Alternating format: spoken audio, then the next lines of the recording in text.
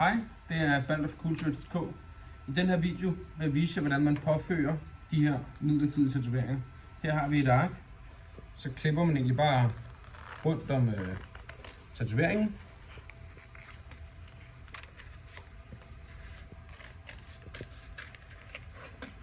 I den her tilfælde er det en is. Så er der sådan en lille hinde, man tager af. Sådan. Så sætter man bare tatoveringen der, hvor man ønsker den. Så kan du tage en klud. I det her tilfælde bruger jeg bare noget almindeligt papir. Så dupper du med vand.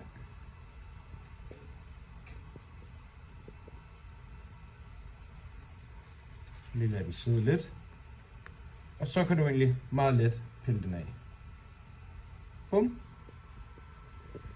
Når du så ønsker den fjernet igen, så kan du skrubbe lidt med en børste i noget sæbevand, og så rører den lidt af.